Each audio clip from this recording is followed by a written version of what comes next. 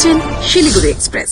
শিলিগুড়ি বাগডোগরা এলাকায় মর্মান্তিক পথ দুর্ঘটনা, মৃত্যু দুই বন্ধুর, গুরুতর আহত আরও একজন।